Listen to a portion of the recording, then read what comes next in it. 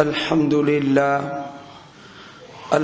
لله نحمده ونستعينه ونستغفره ونؤمن به ونتوكل عليه ونعوذ بالله من شرور أنفسنا ومن سيئات أعمالنا من يهده الله فلا مضل له ومن يضلله فلا هادي له ونشهد أن لا إله إلا الله وحده لا شريك له ونشهد أن سيدنا ومولانا محمدا عبده ورسوله أما بعد فأعوذ بالله من الشيطان الرجيم بسم الله الرحمن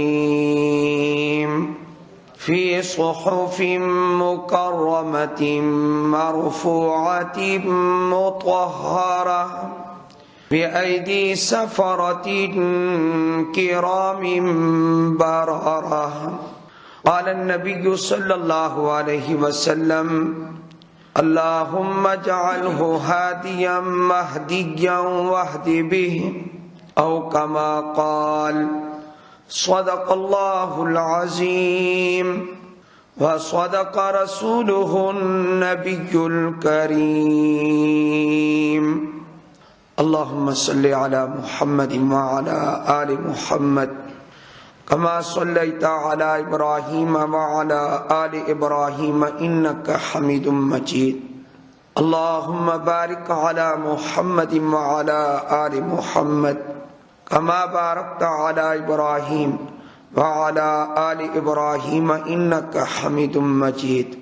گزشتہ جمعہ آزادی مارچ عورتوں کے بارے میں کچھ گفتگو ہوئی تھی کہ وہ سراسر بے حیائی ہے، فحاشی ہے، اور ہمارے صرف اس ملک پاکستان میں نہیں بلکہ پوری دنیا میں جہاں کہیں مسلمان بستے ہیں تو یہ کوشش کی جا رہی ہے کہ پردہ ختم ہو جائے، عورتیں عریاں یا نیم عریاں لباس میں کھلے عام سڑکوں میں پھرتی نظر آئیں۔ یہ مسلمانوں میں ایک فتنہ برپا کیا جا رہا ہے۔ گزشتہ جمعہ ہم نے حجاب پر آیت پیش کی تھی کہ پردہ ضروری ہے اور فتنے کے دور میں پردہ واجب ہے۔ اس وقت بھی ابتدائی اسلام میں بھی جبکہ اتنے فتنے نہیں تھے تو پردے کی پابندی کی جاتی تھی۔ دو چیزیں ہیں، نمبر ایک عملی کمزوری، نمبر دو ذہن کی تبدیلی۔ اس وقت صرف ہم عملی کمزوری نہیں دیکھ رہے بلکہ عملی کمزوری کی بے برکتی سے ہم ذہنی تبدیلی بھی محسوس کر رہے ہیں۔ احکام اسلام کی وہ وقعت، وہ اہمیت، وہ عظمت جو پہلے تھی، مسلمانوں کے ذہن سے وہ عظمت نکلتی جا رہی ہے۔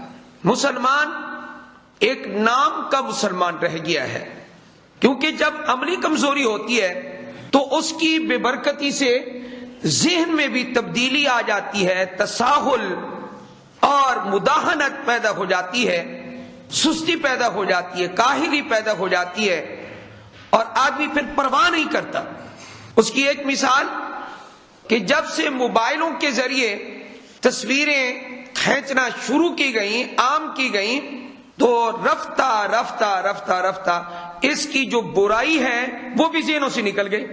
جب سے بے پردگی کا سیلاب آیا اس وقت سے اب یہ دیکھ لیں کہ یہ لوگ جو پردہ کرتے ہیں لگتا ہے ان کو زمانے کا پتہ نہیں ہے، یہ عوامی دھارے میں چلنے والے لوگ نہیں ہیں، ان کو نہیں پتا آج کل کے جدید دور کے تقاضوں کا، ان کو پتہ نہیں ہے۔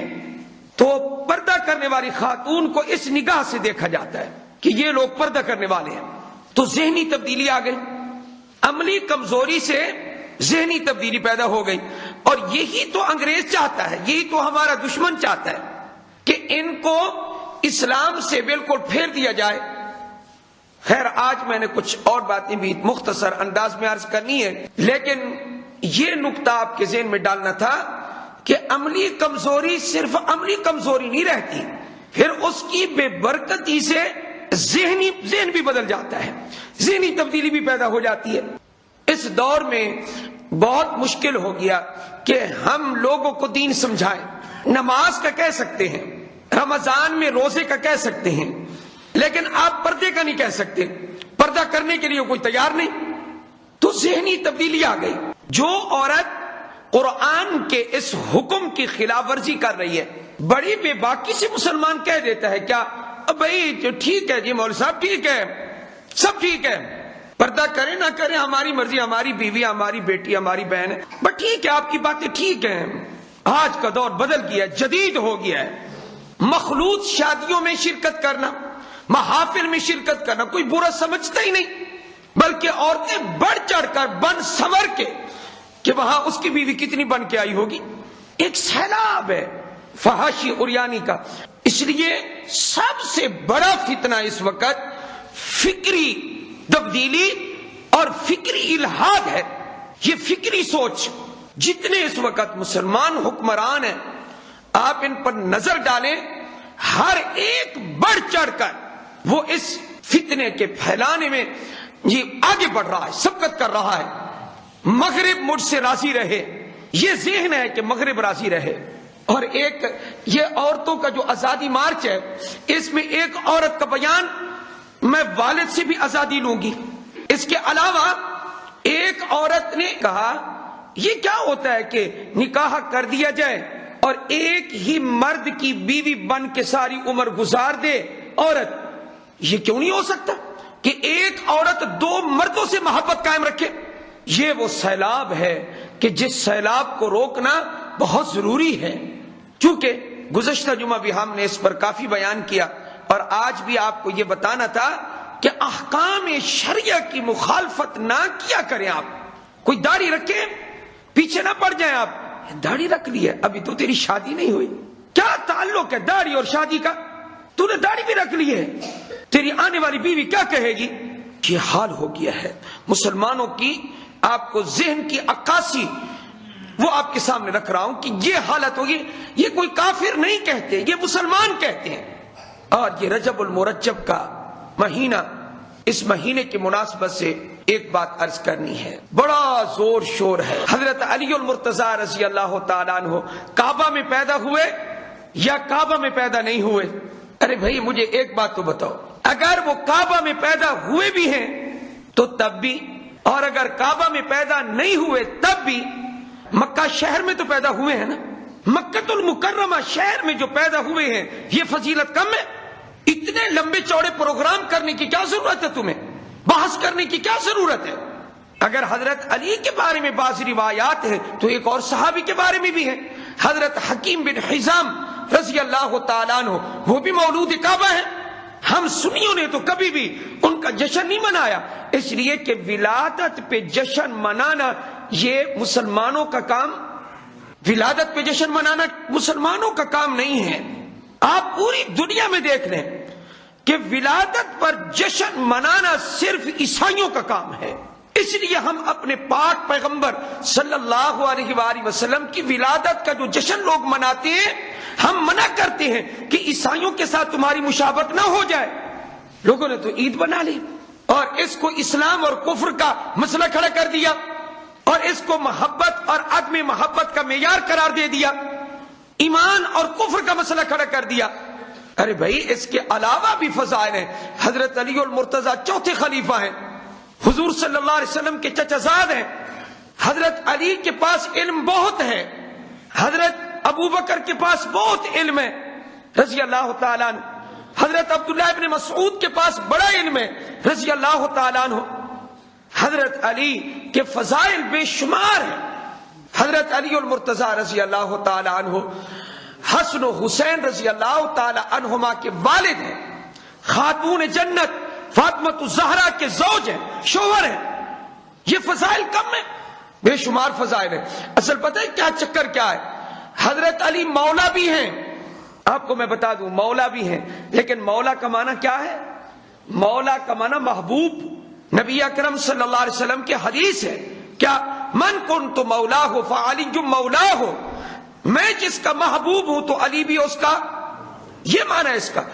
اور یار لوگ کیا لیتے ہیں مولا کا معنی خدا. حضرت علی رضی اللہ تعالیٰ عنہ اگر کعبہ میں بھی پیدا ہوئے ہیں، اگر عام مولود کعبہ بھی ہیں، تو تب بھی حضرت علی ہیں. حضرت علی مولا بمانا محبوب ہیں. حضرت علی حضور کے چچا زاد ہیں، حسن و حسین کے والد ہیں رضی اللہ تعالیٰ عنہ. فاطمہ الزہرا رضی اللہ تعالیٰ عنہ کے شوہر ہیں، خاتون جنت کے شوہر ہیں. یہ ساری باتیں مانتے ہیں، لیکن آپ جتنا بھی زور لگا لیں، علی علی ہے، علی خدا نہیں ہے. میری بات سمجھ آ گئی ہے؟ علی کیا؟ علی ہے، علی خدا نہیں ہے. اس لیے کہ خدا کے برابر تو کوئی پیغمبر نہیں ہے، خدا کے برابر تو شیخ عبد القادر جیلانی نہیں ہے، خدا کے برابر تو کوئی ولی نہیں ہے، کوئی فرشتہ نہیں ہے. لیس کمثلہ شیء، خدا جیسا کوئی نہیں ہے. جتنا بھی زور لگا لو تم، خدا کے برابر ہم اگر خدا کے برابر ماننا شروع کر دیں تو پھر تو شرک ہو جائے گا. اور شرک جس آدمی کی موت شرک پر آ گئی تو میرے رب کا اعلان ہے کیا؟ ان اللہ لا یغفر ان یشرک بہ ویغفر ما دون ذلک لمن یشاء. اللہ جس کے چاہے گا شرک سے کم گناہ معاف کرے گا، لیکن شرک والا گناہ اللہ کسی کا بھی معاف نہیں کرے. حضرت علی مولود کعبہ ہیں یا نہیں ہیں؟ مکہ میں ضرور پیدا ہوئے ہیں. حکیم بن حزام کے بارے میں بھی یہی بات ہے. فضائل جتنے ہو، لیکن حضرت علی کا مقام جتنا بھی اونچا ہو، ایک تو پیغمبروں کے برابر نہیں اور دوسرا خدا کے برابر نہیں ہے. تیسری بات اور آج کی تقریر کی آخری بات، 13 رجب المرجب کو تو حضرت علی کی پیدائش ہے رضی اللہ تعالیٰ. لیکن اسی رجب کے مہینے میں سن 60 ہجری میں کاتب وحی حضرت سیدنا امیر معاویہ، سب کہہ دو رضی اللہ تعالیٰ. اب کیوں چپ ہو گیا آپ حضرات؟ حضرت علی، حضرت امیر معاویہ کا بغض ہے اندر. صحابی سے بغض رکھنا چاہیے، صحابی رسول سے بغض، پھر ایمان کی چٹنی کراؤ گے. اگر صحابی رسول سے بغض رکھو گے تو میرے نبی علیہ السلام نے صاف فرما دیا، فمن احبهم فبحبی احبهم ومن ابغضهم فببغضی ابغضهم. فرمایا کہ جس نے میرے صحابہ سے محبت کی، میری محبت کی وجہ سے محبت کی، اور جس نے ان سے بغض رکھا، میرے ساتھ بغض کی وجہ سے اس نے بغض رکھا. علی کا بغض بھی حضور کا بغض ہے اور معاویہ کا بغض بھی حضور کا بغض ہے. اور صحابہ سارے، اہل بیت سارے قابل احترام ہیں. یہی تو سنیوں کا امتیاز ہے. سنی اہل بیت کی بھی عزت کرتے ہیں اور سنی صحابہ کی بھی عزت کرتے ہیں، احترام کرتے ہیں، دونوں کا احترام. اہل بیت نبی صلی اللہ علیہ وسلم، ازواج نبی صلی اللہ علیہ وسلم، بنات نبی صلی اللہ علیہ وسلم، حضور کے نواسے، حضور کے سسر، حضور کے داماد، سارے خاندان کی عزت کرتے. سیدنا امیر معاویہ رضی اللہ تعالی عنہ کاتب وحی ہیں. حضور اکرم صلی اللہ علیہ وسلم ان سے وحی لکھوایا کرتے تھے. کچھ صحابہ تھے جن کو بلا کر حضرت زید بن ثابت ہو گئے، باقی صحابہ، ان میں حضرت امیر معاویہ رضی اللہ تعالی عنہ کاتب وحی ہیں، اور جن کو حضور اکرم صلی اللہ علیہ وسلم نے وحی لکھنے کے لیے منتخب کیا. آپ کسی مل کے مالک ہوں، کسی بڑی دکان کے مالک ہوں، کاروبار کے مالک ہوں، آپ اپنا منشی کس کو رکھیں گے؟ بے ایمان کو منشی رکھیں گے؟ گڑبڑ کرنے والے کو منشی رکھیں گے؟ خیانت کرنے والے کو آپ منشی رکھیں گے؟ دوسرے دن بھگا دیں گے آپ؟ قربان جائیں حضور اکرم صلی اللہ علیہ وسلم کے انتخاب پر. عام چیز بھی نہیں، وہی لکھنے کے لیے آپ نے سیدنا امیر معاویہ کا انتخاب کیا ہے رضی اللہ تعالی عنہ کا. اس لیے جو لوگ حضرت علی کے بارے میں محبت کا اظہار کریں، حضرت معاویہ کے بارے میں دشمنی کا اظہار کریں، یاد رکھو وہ اسلام سے ان کا کوئی تعلق نہیں. میں عرض کر رہا ہوں آپ کے سامنے ایک اہم بات. ہمارا یہ ملتان یہ بدعات اور شرک کی لپیٹ میں ہے. جو جاہل طبقہ ہے انہوں نے ہر مہینے میں کوئی نہ کوئی رسم ایجاد کی ہوئی ہے. سب سے نمایاں رسم، اگر کوئی اور رسم نہ ملے تو ایک رسم تو کھڑی ہے نا، وہ کیا کہ 11 کی رات کو آپ کو دودھ نہیں ملے گا، 11ویں تقسیم ہو جائے گی، 11ویں کا دودھ. یہ تو قیامت کے دن پتہ چلے گا کہ حضرت شیخ عبد القادر جیلانی جس وقت کہیں گے میرا کوئی تعلق 11ویں سے نہیں تھا. جاہل طبقہ اس میں بڑا مبتلا ہے. 11ویں کا دودھ بانٹ رہے، اور کس کی نیاز؟ شیخ عبد القادر جیلانی رحمت اللہ علیہ کی نیاز. آپ بتائیں میرے درس سننے والے ساتھی رمضان غیر رمضان میں ایک مجھے آپ جواب دیں، کیونکہ باقیوں کو تو پتہ نہیں ہے. نظر بھی کس کی اور نیاز بھی اللہ تعالیٰ کی. نظر و نیاز نہ کسی ولی کی، بڑی سے بڑی شخصیت کے لیے بھی نظر و نیاز نہیں. نظر و نیاز، قربانی، صدقہ، خیرات، ان تمام چیزوں کو صرف اور صرف اللہ کے لیے کرنا چاہیے. اس مہینے میں ایک اور کیا رسم چلتی ہے؟ اس رسم کا نام ہے کنڈے. کنڈوں کے لیے تو بعضوں نے پر تولے ہوئے ہوں گے ابھی سے.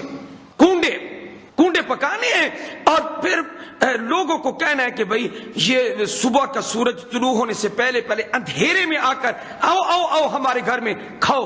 آپ لوگ نماز پڑھنے کے لیے آ رہے ہوں گے اور لوگ کنڈے کھا کے باہر نکل رہے ہوں گے. یہ کنڈے کرنے والے لوگ موجود ہیں. جاہل طبقہ اس میں بڑا مبتلا ہے، اور اس کو پتہ ہی نہیں ہے کہ یہ کنڈے حرام ہیں، یہ ناجائز ہے کنڈے کرنا. کنڈا کیا ہے؟ یہ ایک مٹی کے برتن ہے، اور مٹی کے برتنوں میں حلوہ، پوریاں بنائی جاتی ہیں، اور اس میں کھیر بھی بنائی جاتی ہے، اور صبح منہ اندھیرے. یہ بھئی کون سی خیرات ہے کہ اتنی پابندیاں؟ اندھیرے میں کھانا، اجالے میں نہیں کھانا، اندھیرے میں کھانا ہے. اللہ عقل دے تمہیں. یہ کون سی خیرات ہے کہ جس خیرات کو پکا کر اور لوگوں میں تقسیم کر کے تم لوگ ثواب کما رہے ہو؟ جب پوچھا گیا تو جھوٹ بول دیا. کیا کہ جناب یہ حضرت امام جعفر صادق کی نیاز ہے. جھوٹ بول دیا کہ امام جعفر صادق کی نیاز ہے. اچھا امام جعفر صادق کا کیا اس دن تعلق ہے؟ 22 رجب المرجب کو کہتے ولادت ہے. اچھا ولادت، بعض ولادت یاد کر رہے ہیں، اور بعض ایک قصہ، من گھڑت قصہ. آئے ذرا آپ کو یہ 1-2 منٹ میں وہ میں سنا دیتا ہوں تاکہ یاد رہے، کیونکہ لوگ یہ باتیں کرتے ہیں. قصہ کیا ہے؟ مدینہ منورہ، یہ سارا گھڑا ہوا قصہ، گھڑا ہوا. سن لیں، پہلے تو میں آپ کو یہ بتا دوں یہ گھڑا ہوا ہے، اور آخر میں پھر بھی کہوں گا کہ یہ گھڑا ہوا ہے. اس کا اسلام سے کوئی تعلق نہیں ہے، یہ قرآن اور حدیث سے دوری کی بات ہے. کیا کہا؟ قصہ گھڑ دیا. اور جو قصہ باز لوگ ہیں، قصہ سنانے والے ہیں، اور عوام سننے والی ہے اور واہ واہ کرنے والی ہے، کہ کیا بات ہے آج ہم نے ایسا قصہ سنا.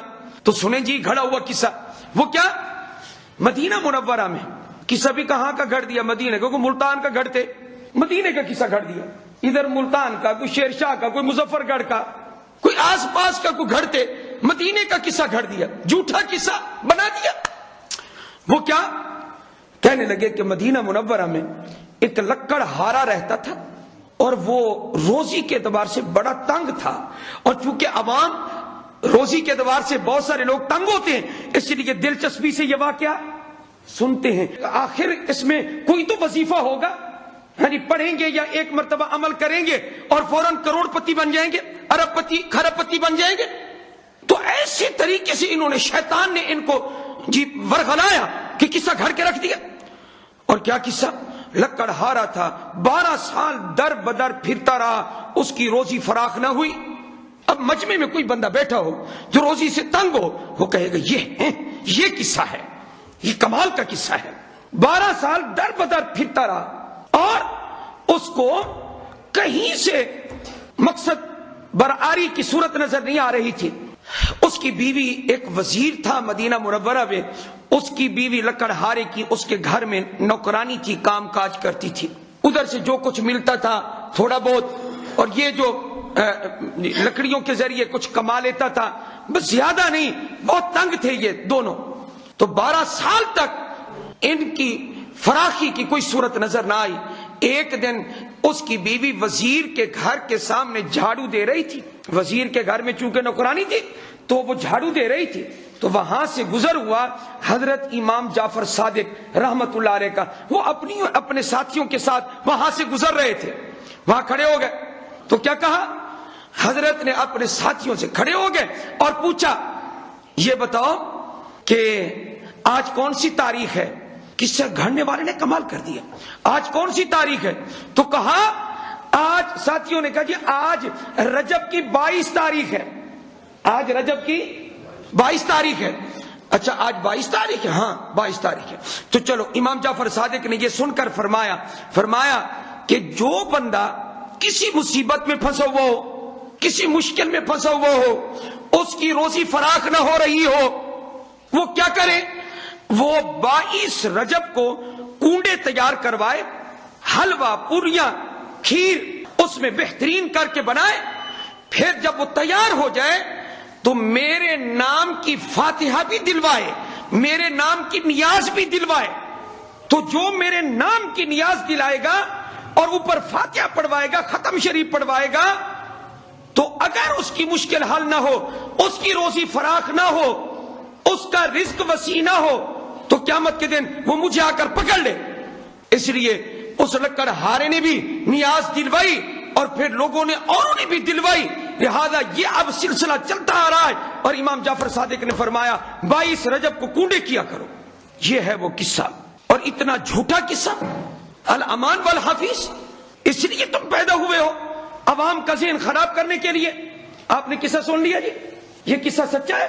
بولے یہ جھوٹا قصہ ہے، اس کا کوئی تعلق نہیں ہے۔ آؤ میں آپ کو بتاتا ہوں کہ یہ انہوں نے قصہ گھڑا اور امام جعفر کی طرف منسوب کیا۔ حضرت امام جعفر صادق رحمت اللہ علیہ کی ولادت بھی اس دن نہیں ہے، اور 22 رجب کو نہ ولادت اور نہ ہی امام جعفر صادق کی وفات ہے۔ تاریخ میں بتا دیتا ہوں، آپ جا کر حوالہ خود دیکھ لیں، تاریخ میں بتا دیتا ہوں۔ تمام کتابوں میں لکھا ہے کہ رمضان کے مہینے میں حضرت امام جعفر صادق کی ولادت ہوئی ہے۔ رجب کے مہینے کے ساتھ کوئی تعلق؟ 8 رمضان المبارک سن 80 ہجری، دوسرا قول سن 83 ہجری، تو 80 83 ہجری مہینہ کون سا؟ رمضان کا۔ اور رمضان کی کتنی تاریخ؟ 8 تاریخ آپ کی ولادت ہوئی ہے۔ آپ کی وفات 148 ہجری شوال المکرم، شوال کی 15 تاریخ کو آپ کی وفات ہوئی ہے حضرت امام جعفر صادق کی۔ تو مہینہ کون سا تھا وفات کا؟ شوال، اور پیدائش کا مہینہ رمضان تھا۔ رجب میں نہ حضرت کی ولادت ہوئی ہے اور نہ ہی رجب کے مہینے میں وفات ہوئی ہے، لہذا یہ کنڈے والی رسم بالکل من گھڑت ہے۔ اصل وجہ کیا ہے؟ اصل وجہ یہ ہے، یہ کنڈے کرتے کیوں ہیں؟ یہ ان لوگوں نے رسم ایجاد کی ہے جو اصحاب رسول صلی اللہ علیہ وسلم کے دشمن ہیں، روافض ہیں، اور انہوں نے دیکھا کہ 22 رجب المرجب کو ایک ایسا صحابی کہ جن سے حضور وہی لکھوایا کرتے تھے رضی اللہ تعالیٰ عنہ، سیدنا امیر معاویہ رضی اللہ تعالیٰ عنہ، 22 رجب سن 60 ہجری میں حضرت امیر معاویہ رضی اللہ تعالیٰ عنہ کا یوم وفات ہے، اور رافضیوں نے خوش ہو کر کنڈے پکائے اور انہوں نے یہ لوگوں کو حلوہ پوریاں اور کھیر کھلائی خوشی میں آ کر۔